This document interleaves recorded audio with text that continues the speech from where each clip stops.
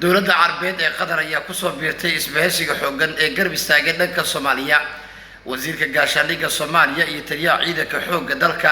ayaa labaduba safar waxay ku gaareen magaalada Dooxa iyadoona ujeedku yahay in la soo dhiso qorshaha lagu xoojinayo ciidanka dowladda federaalka Soomaaliya.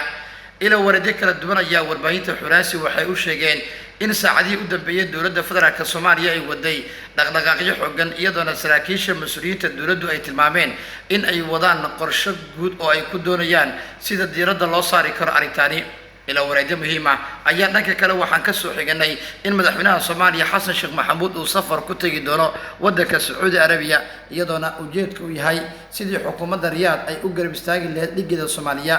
ila waradidan ayaa dhanka kale waxay ku warameen in saacadii u dambeeyay dowladda federaalka Soomaaliya ay waday dhaqdhaqaaqyo iyo qorshe guud oo ay ku doonayso sidii ay u gaari lahayd hadafkaasi ah in la soo saaro xidaalka Soomaaliya iyo in la gaaro heshiis siyaasadeed oo arrimahaasi la xiriira. sargaal sare oo ka tirsan wasaaradda gaashaandhigga Soomaaliya ayaa waxa uu tilmaamay in maalmihii u dambeeyay dowladda federaalka ay waday qorshe iyo dhaqdhaqaaqyo guud oo la xiriira sida loo xoojin karo dalalka xulafada la dhanka Soomaaliya. waxay saraakiisha iyo xubnahan ay tilmaameen in maalmihii u dambeeyay dowladda federaalka ay waday qorshahani iyadoona Qatar ay ka mid tahay isbahaysiga xooggan ee garab istaagaya dhanka Soomaaliya. waxaa taabagalay isbahaysiga Turkiga, Sacuudiga, Suudaan iyo dalalka kale kadib markii xubno ka tirsan safaaradaha dalalkaasi ay tageen magaalada Laascaanood kana qayb galeen xafladii lagu caleema saaray maamulka sare ee waqooyi bari Soomaaliya.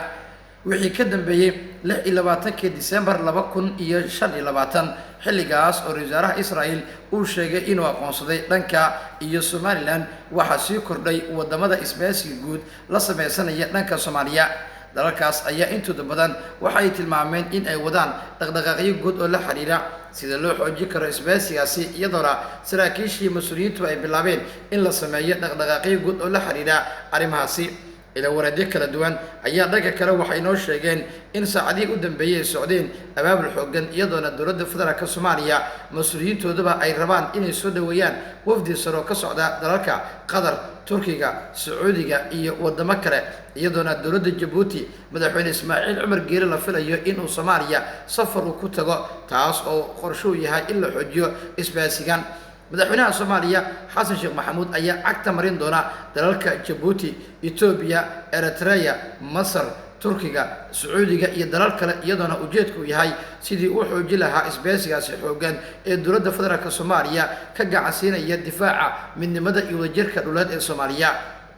safarka magaalada Laascaanood madaxda sare ee dowladda federaalka Soomaaliya ku tageen Jimcihii ayaa waxa uu wax badan ka bedelay qorshaha guud ee dowladda federaalka ay ku doonayso qaabka ugu fudud ay u gaari karto hadafkeeda la xiriira gobolada waqooyi iyadoona uu socdo qorshaha lagu karkarinayo dhismaha maamulka waqooyi galbeed gaar ahaan dhanka iyo gobolka Awdal State oo dowladdu ay wado inay goyso isla markaana la sameeyo maamul cusub. iyadoona ila warade kala duwan warbaahinta Xuraasi ay u sheegeen in dowladda Turkiga markaan diiradda ay soo saarayso shidaalka guud ee Soomaaliya in la soo saaro taasoo ka dhigaysa in xukuumadda Ankara ay wado qorshe dhaqdhaqaaq weyn oo la xiriira hadafka ugu weyn ee loo gaari karo shidaalka Soomaaliya si loo soo saaro.